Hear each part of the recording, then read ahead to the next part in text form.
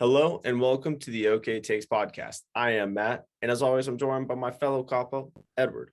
As of 8:29 p.m. West Coast time, I really hope that a team will not perform as badly as the Falcons did on Thursday Night Football for the rest of the year, because I will watch, but I can't take it.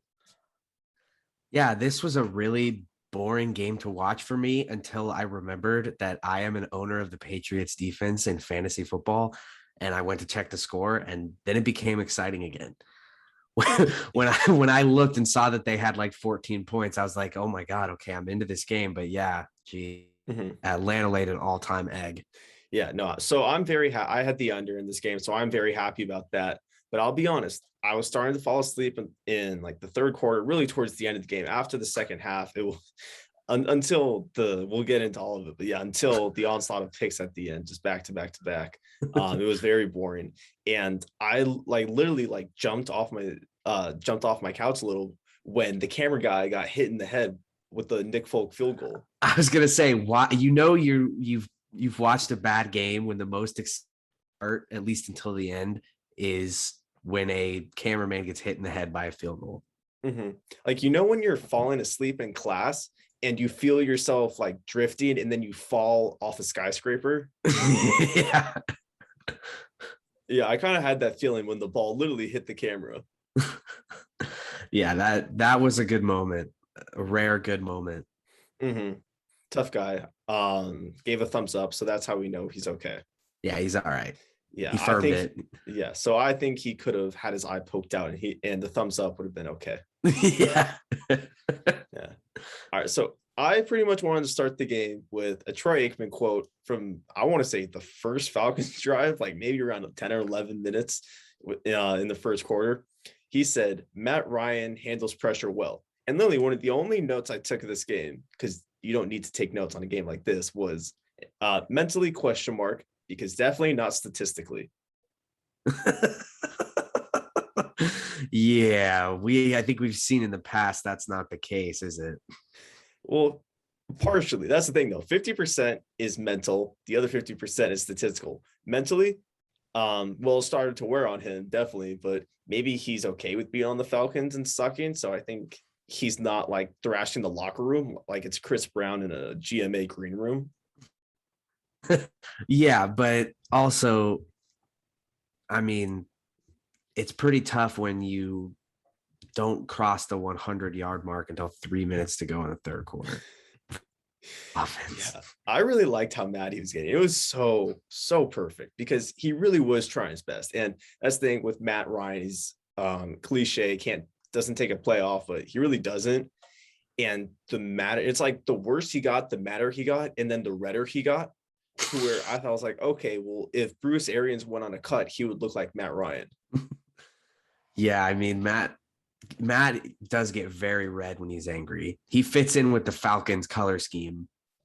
Mm-hmm. Oh, great. Just sidebar. Great jerseys tonight. I love Matt Black. Yeah. Falcons had great jerseys tonight. Yeah.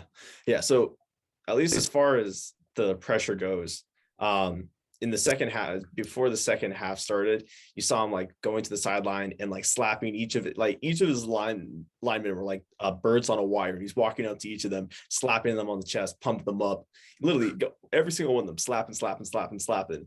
And then they start off with a false start first play of the second half, and then another false start later on. Yeah, not great.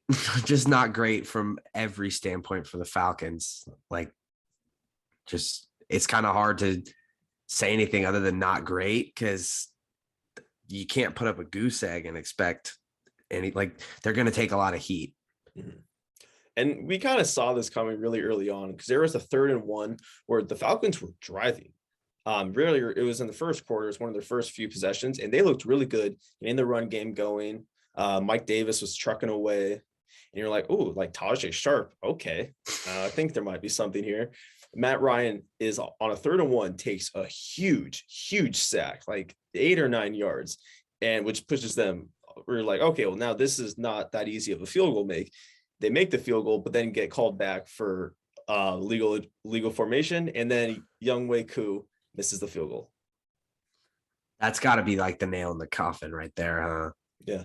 Like you march down take the sack, make the field goal, but then the penalty calls the field goal back. You try it again and you miss. Mhm. Like, how do you come back from that? You don't. You really don't. And they did it. It really was Yeah. all downhill from there. There's only a couple picks that he threw past his own territory or into the Patriots territory. And that was about the most offensive production you were going to get from the Falcons. Yeah. I mean, and a certain backup QB came in and threw a pretty awesome pick. Felipe Franks. Yeah, sure. Yeah, that's the one. Which is so funny that there's literally two options for that take. So you're referring to Josh Rosen, I'm sure. Yes. Yeah, so that's very funny is that you have Josh Rosen come in, throws a pick, and then Felipe Franks comes in, throws a pick.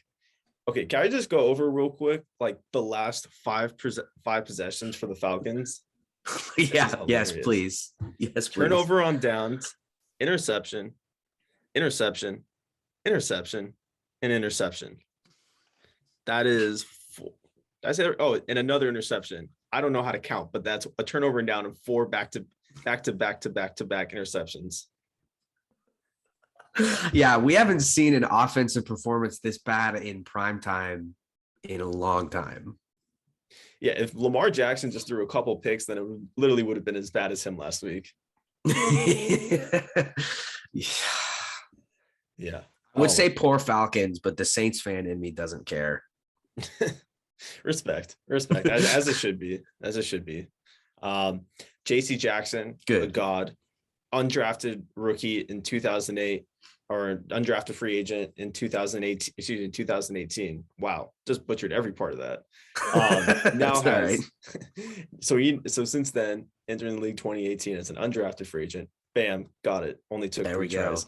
Now it's 23 interceptions in 56 career games.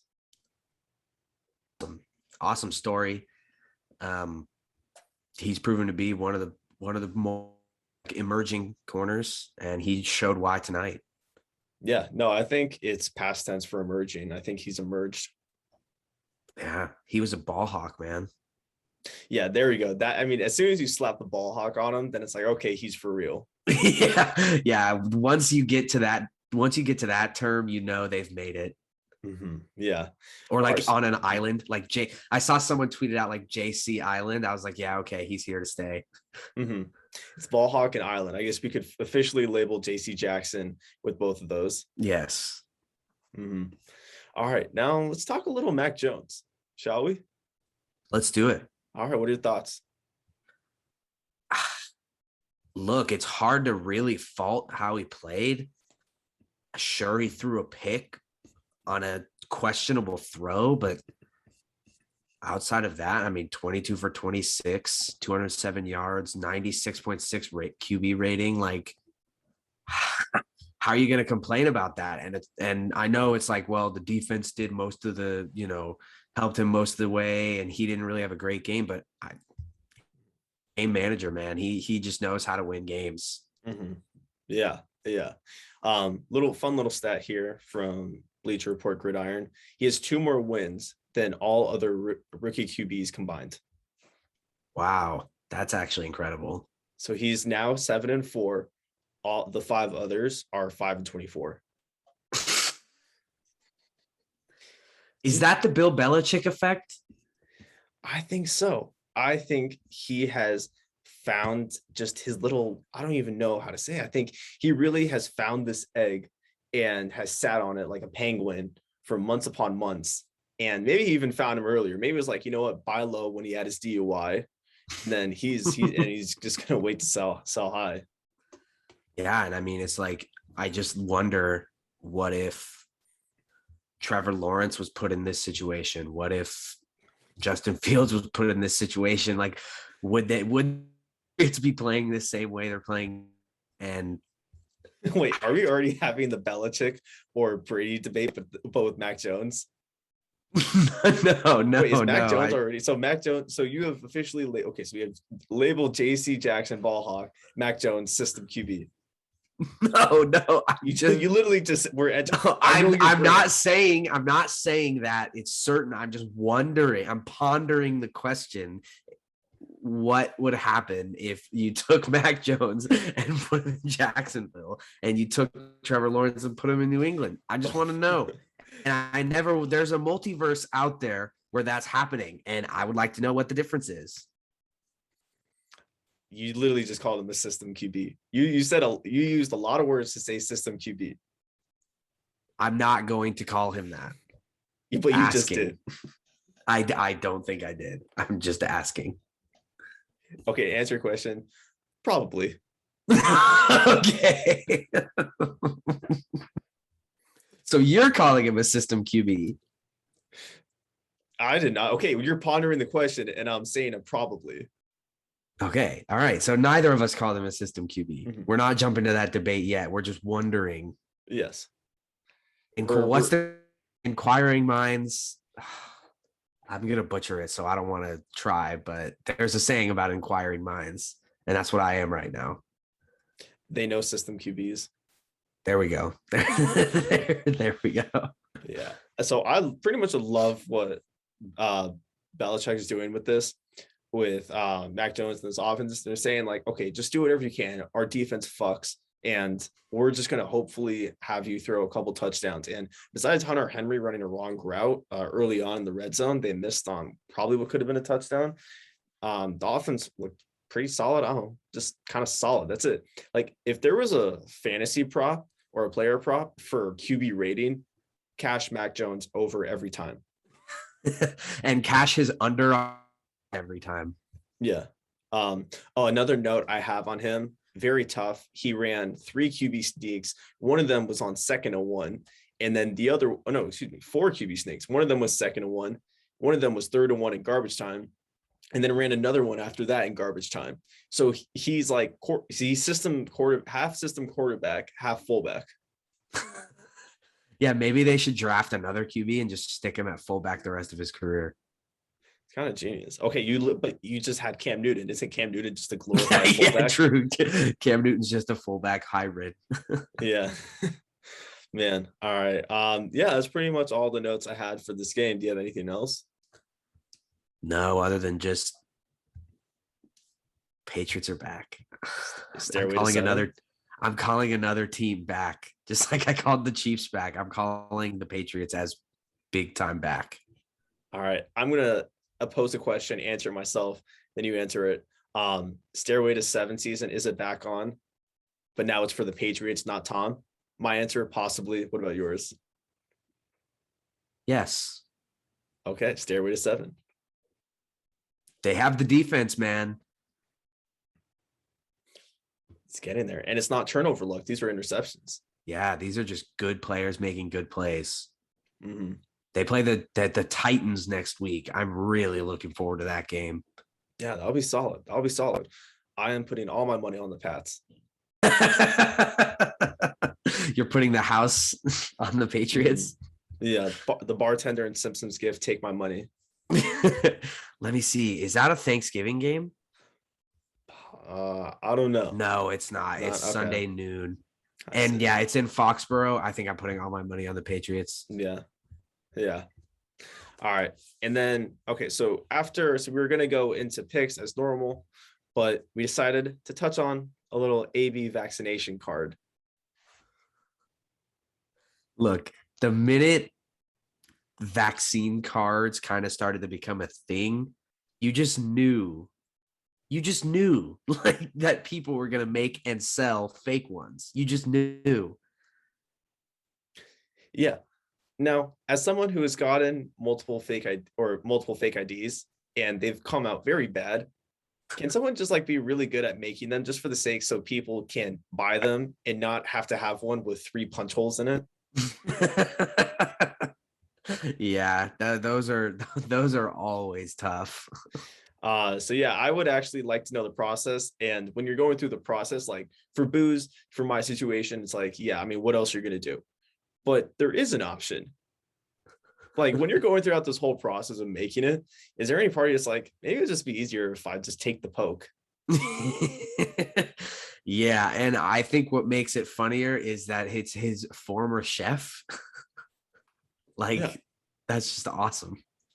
Yeah, because the story is that AB's girlfriend reached out to the chef, trying to inquiring about a fake vaccination card for AB. The chef then, and it was for $500 to bribe him. So apparently the chef then gives him one, and then he snitched. So the reason why it's coming up is because obviously AB had the cocoa, but then recently his chef snitched on AB for it because AB didn't cough up $10,000 to pay him. First of all, don't think I've ever heard you call it the cocoa. Just want to point that out. That was funny. I like that. I stole that from PMT. Oh, okay. And just in general, everything I steal is from PMT. Okay. Good to know. But yeah, I mean, that's just a crazy story. And I promise you, this won't be the last time we hear not just players and athletes, but selling fake vaccine cards for a ridiculous price. I like to think that there's somebody in a back alley with a hood, with a hat tucked over their eyes and a big trench coat, and just like flashing it open real quick. Like the kid in iCarly who had the burritos. What was his name? Oh, I know what you're talking about, but yes, a similar situation where instead of like dime bags of weed, it's just fake vaccination cards. Yeah. Oh yeah. That I'm sure that's gonna happen eventually. Yeah, I mean, I'm vaccinated. Please get vaccinated. Don't be a schmuck. But yeah, I kind of want a fake one just to show it off at parties. Yeah. I mean, please get your shot, but also having would be kind of funny. Yeah, like, oh, you like bad boys? Also, the kid from iCarly's name was Rodney Goober. Fitting. Kind of a goober move on AB's part too. Oh yeah, dude. Like, what do you just get the shot, man? Oh God, Mike Florio. I can't imagine the bust from Mike Florio.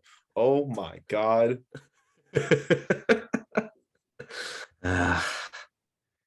If this guy couldn't get any more of if AB couldn't have any more drama surrounding him, he goes and does that.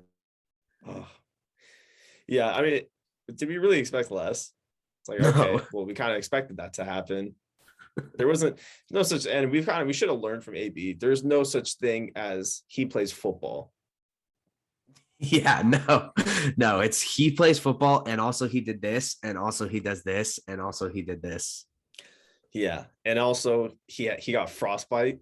Like what? Like as soon as I knew that AB had we should have known from that 2019 Hard Knocks with the Raiders that Antonio Brown is incapable of doing anything normal. He's incapable of doing very cool things, but he's incapable of doing them normally. Yeah. You just always know to expect the unexpected with him. But is it the unexpected? What would it take for expect the expected? There we go. Yes, there we go. Mm-hmm. Perfect. All right. Anything else on this? Nah, that's it. Cool. All right. So here are our picks, and lucky enough, you get to hear me be a genius right now. Okay. So if you are listening to me right now, that means that the under in the Patriots Falcons game hit, and I'm an absolute genius.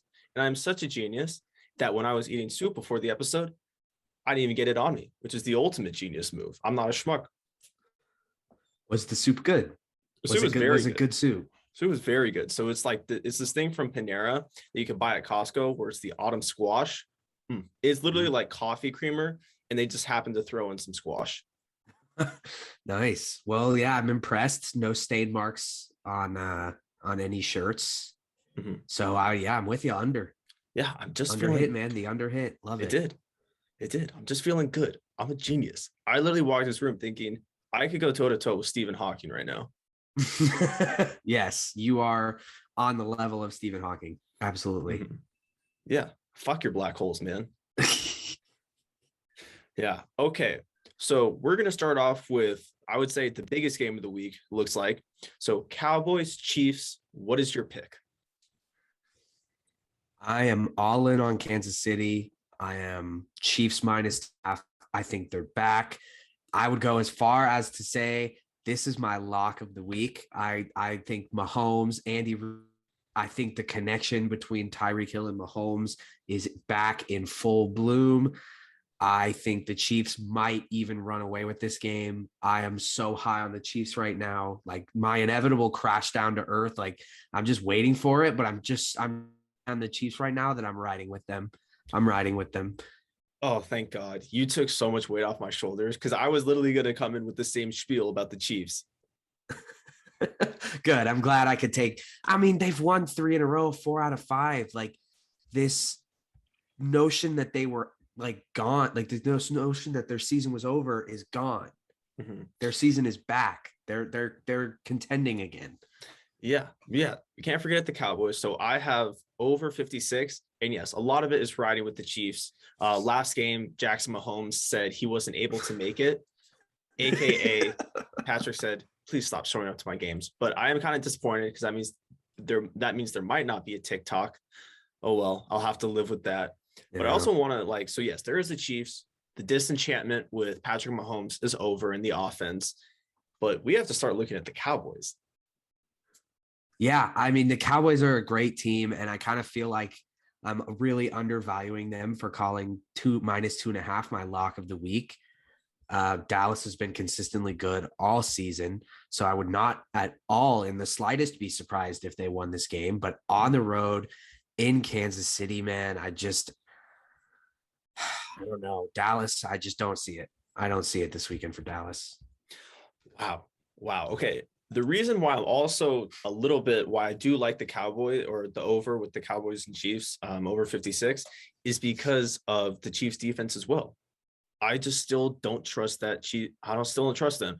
Think about it. Like when we're looking back at that Sunday night game, if Deshaun Jackson just ran straight instead of into 3 defenders and fumbled, that would have been a very close game. And I think maybe the Chiefs defense would have gone exposed again, as we know, as it's one of the worst that we've seen all season. Their defense is so bad. Tyrann Mathieu had to tweet out that he blocked 500 people on Monday. Yeah, the Chiefs have a very bad defense. The Cowboys have a good defense. Favorite matchup coming into the week is Trevon Diggs going to be the one checking Tyreek this weekend. I'm very excited for that. Okay, so because I was thinking about this a lot as well, because Trevon Diggs, we all know him because he's had 8 interceptions this year. I mean, he was even something like that. Yeah, I mean, it's crazy when his name starts getting mentioned with Dick Night Train Lane. And the only reason why I know who that is because every single season that a corner gets off to a hot start or just anybody who just starts hauling in picks, it's like you start throwing that name out who had 16 to 20 on the Seahawks ages ago. But I still remember what happened against the Patriots, and I'm just gonna pull back a little. Just gonna pull back. Yeah, I mean, look, there's so much to in this game, and I think the offenses is the most exciting. Will Mahomes and Hill and Kelsey connect the way they connected on last Sunday night, and then you have Zeke and Dak and CeeDee Lamb and Amari Cooper and the horrible Chiefs defense. So it's going to be, I totally agree on the over there. I think this is going to be one of the, if not the best game of the year. Okay. So you're staking your flag in that. This is my most anticipated game of the weekend and of the year so far. I'm very excited for this game. Damn. I was not expecting Dallas as good as they are coming in to I was expecting the records to be switched.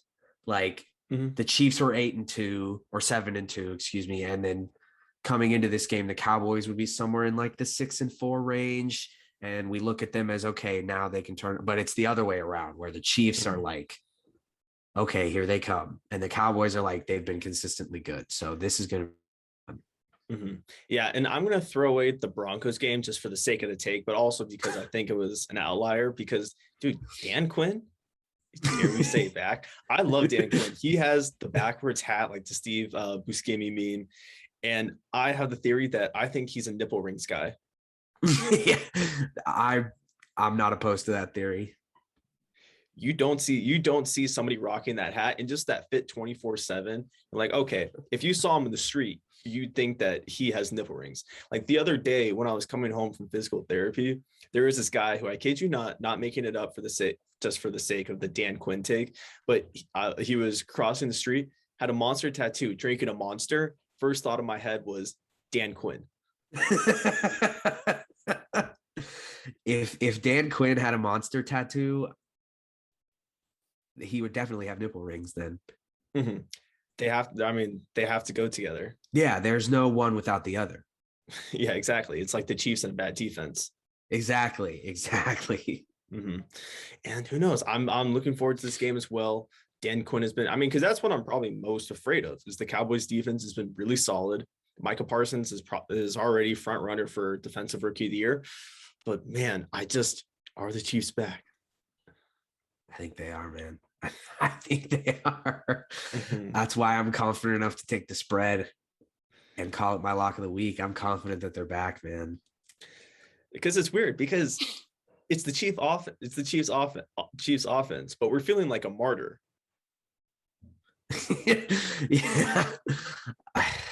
Yeah. I don't know. I don't want, no, stop. I don't want to talk out of this. I'm all in on the Chiefs. Okay. All right. So what is your next pick? So I'm okay. I'll say Packers money line. No, I will say Packers money line. It's in Minnesota, but I have a hard time betting on a team like the Vikings. And I know we've talked about purple purgatory all the time. One of those teams where every week you never know what you're going to get. And I have a tough time betting on the Vikings. And I think even without Aaron Jones, is a fine backup. He'll step. Good job. And I know they just beat the Chargers last week, the Vikings, but also the Packers made Russell Wilson look like Geno last week. So I just don't trust the Vikings, and I've got Packers money line on this one. Yeah, see, the only thing that I disagree with is we don't know what we're going to get from the Vikings every week. No, we're going to get very boring football. We're going to get Kirk Cousins checking you down to death. So we kind of do know what their offense looks like, but as far as are they going to blow it or come within one possession, it's like you don't know if they're going to blow it or be the team to watch the other team blowing it. Yeah, I guess that's a better way to put it. We don't know how the final 5 minutes of a Vikings game go. Like that's more of like, and I trust Aaron Rodgers and Matt LaFleur and the Green Bay Packers more than I trust the Vikings. That you're kind of speaking truth. I had this game on my card as well. I have over 47, and I'm kind of like, I really feel like it's a toss up for who's going to win, but it just over aura, getting some over aura just for the sake of, do we trust Kirk Cousins? Because on a scale of 1 to 10, how much do you trust Kirk Cousins? On a scale of 1 to 10? Yeah. 6.5. Okay, see, I'm right there with you because I'm dead split at 5 out of 10 because I don't know if I can. Yeah, I've seen him win some big games in the past. So I move up to a 6.5, but then I've also seen him lay some duds and, like you said, just check downs left and right. And I don't know. I'm at a 6.5 in terms of Cousins. Yeah, and you know what? You brought him up earlier, and I want to circle back to him. AJ Dillon. I love Quadzilla. Yeah, he's awesome.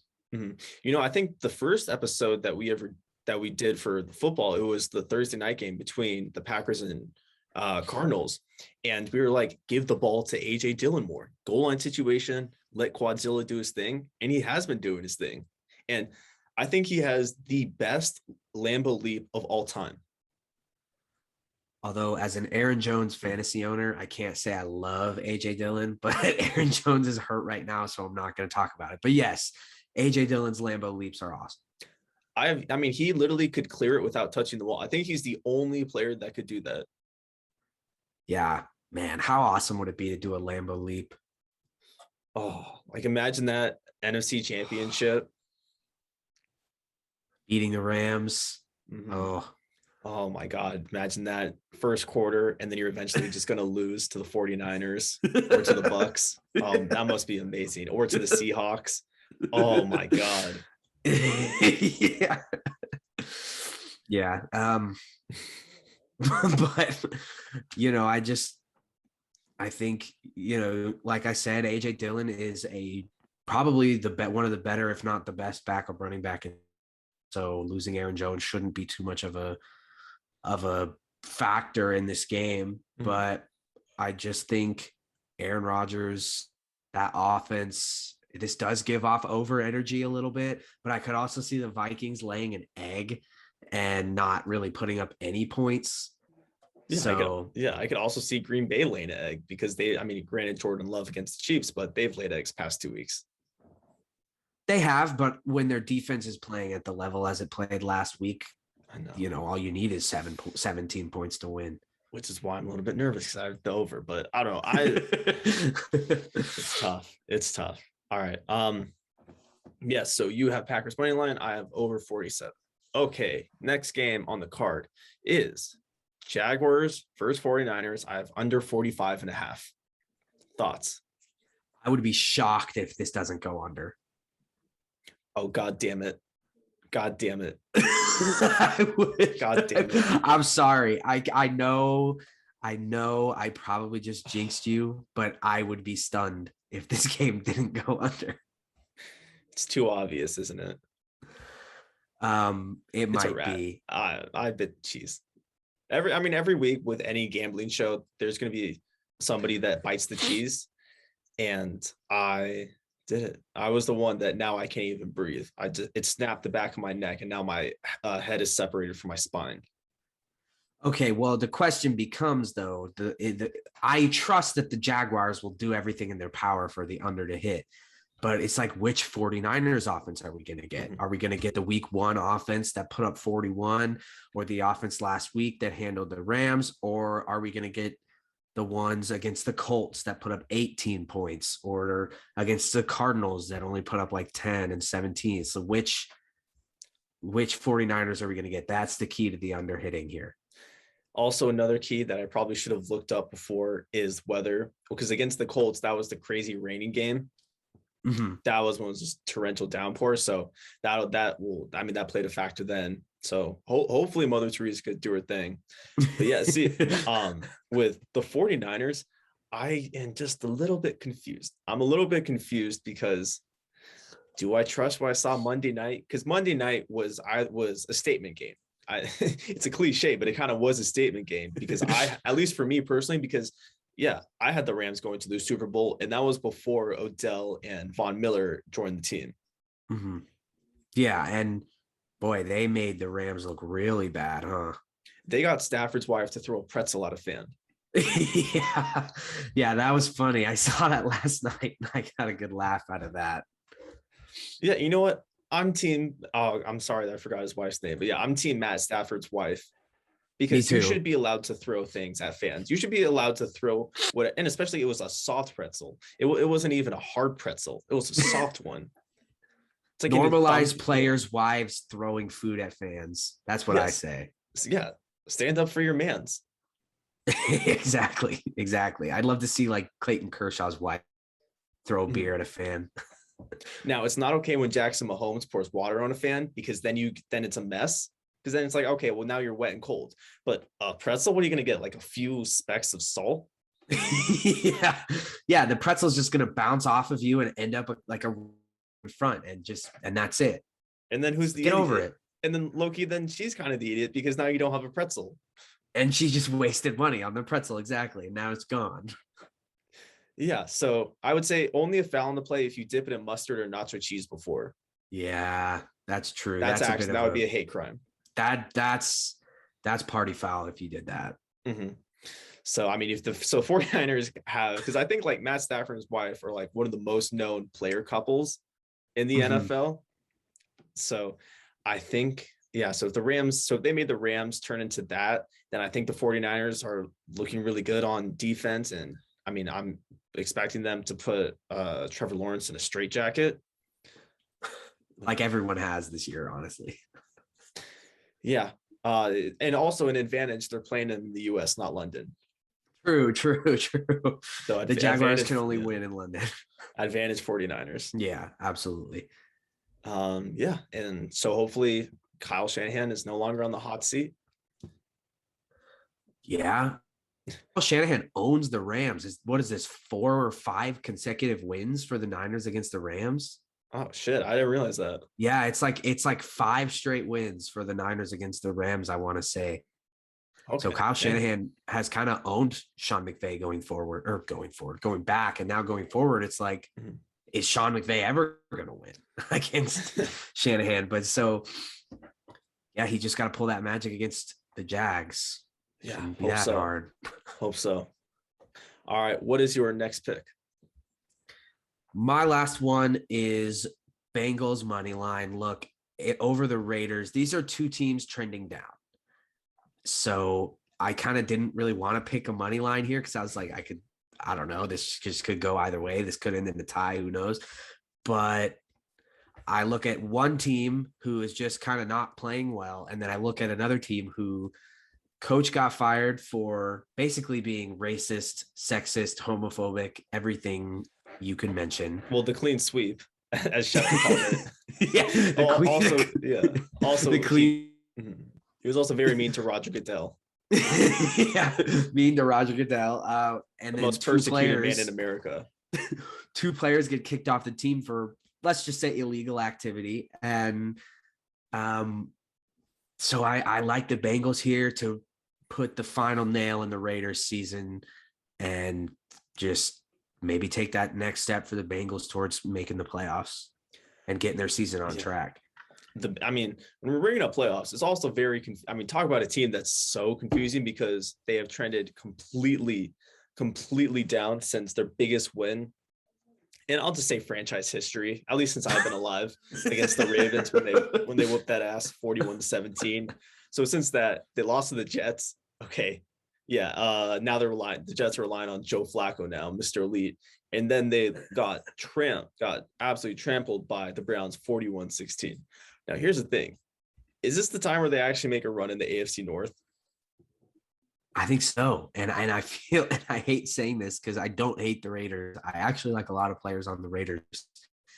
But the Raiders seem like they're one of those teams that like when you play them and you beat them, now we're going to start our run.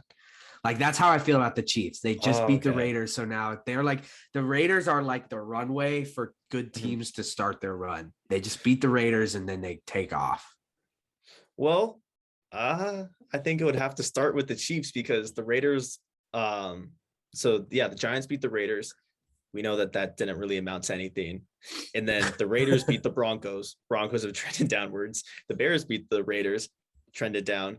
Chargers beat the Raiders. Chargers have started to trend down. Yeah. Might not be the most accurate take. Well, that's what I'm saying. It's going to start now. I'm so confident in the Chiefs and the Bengals that it's going to start now. Oh, I see. Okay. So it's a second half push. It's a second half push. Exactly. Yeah. Mm-hmm. Today's a new day. Today is a new day. Absolutely. Every day is a new day. True. I like that. That's actually a very coach speak mindset. The past doesn't matter. They're going into every week 0-0. Yep. Just win today. That's just win today. That's got to be the mindset. For every team. You know, it might be more coach or political coach speak because it would make more sense if you played down instead of playing even. Already play like you're losing. Yeah, exactly. Play like you're losing, man. Play like you're down by 17. Exactly. Or like you're down 28-3. It's just a funny take because literally no team has done better since beating the Raiders. Well, it's going to start now. That's what I'm saying. Yeah. 2 teams that I'm confident in that are going to hit their stride. And they just so happen to be one just beat the Raiders and one plays the Raiders this week. So fair. No, that will be very interesting. But yeah, the fucking Bengals. I have no idea what to. Wow, I've said that a million times, and if I say I have no idea, it's because I've been awful at gambling. I've been so bad that it took me an hour and a half to come up with 3 picks. That's fine, you know. but it's not like being smart. It's like me going down into one rabbit hole and then jumping into another one related to the one I just found, being like, wait, how the hell did I get to the Miami Dolphins depth chart when I just started trying to look at the over for the Chiefs Cowboys? Yeah, I mean, that's kind of what betting will do to you, right? It'll send you down, you're trying to find the perfect pick and you end up looking at the Miami Dolphins depth chart.